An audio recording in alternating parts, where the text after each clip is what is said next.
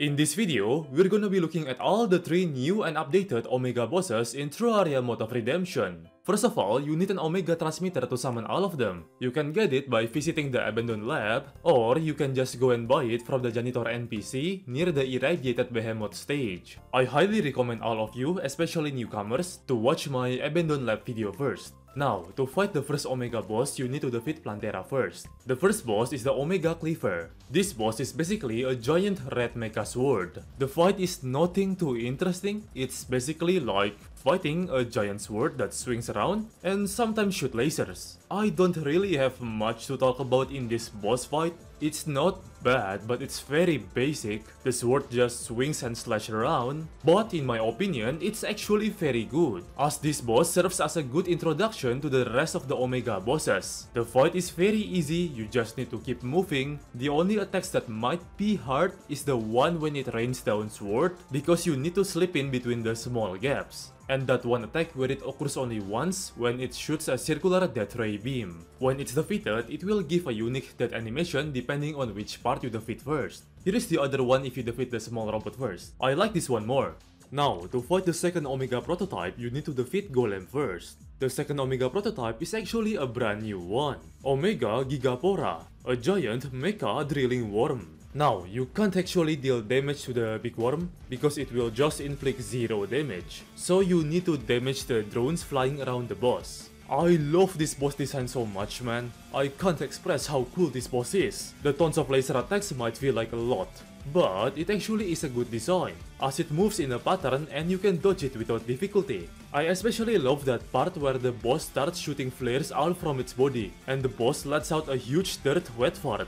It's very cool and funny. During the wet fart flares attack, I suggest you guys to stay right under Gigapora tail, between the flares and the shard. That way you can dodge them easily. I was completely unprepared for this death ray beam attack. So yeah, I learned the lesson the hard way. I fought the boss again. This time I was able to dodge most of its attack much better. And then finally comes the Gigapora death ray beam attack. This time I was prepared. I was able to move in a circle pattern, that way the boss can turn around and the laser won't hit me. Turns out the worm isn't dead yet. It does the death ray beam attack again, and yet again, even though I was a bit panicking, I was able to dodge it by making the boss turn around on its own body. Not long afterwards, I was able to take down the Gigapora. It has a very cool death animation. We are now in the final section of the video. To fight the third Omega boss, you need to defeat Moonlord first. The third Omega boss is none other than the classic and legendary Omega Obliterator. If you notice, they have reworked and resprited him. You can actually troll the boss intro laser beam attack by summoning him mid-air. That way, Omega Obliterator shoots at nothing. Now, you guys that have been here in my channel for a while should know that Omega Obliterator is one of my most favorite modded boss. Naturally, even though the fight got changed quite a bit, with utmost confidence I can say that I am quite proficient at this boss fight.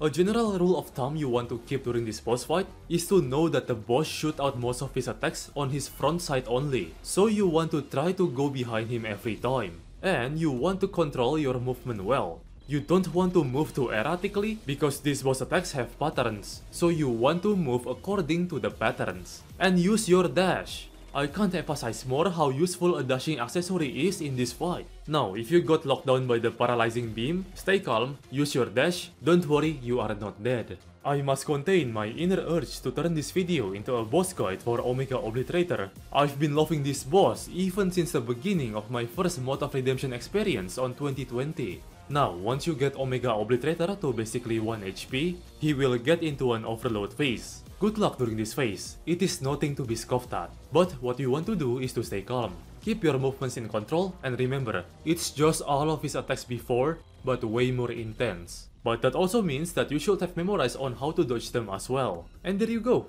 he will soon explode into pieces. There will be more upcoming Omega bosses. Obliterator is not the final one. There will be a 4th or more probably. But yeah, that concludes today's video. Thank you for watching and see ya.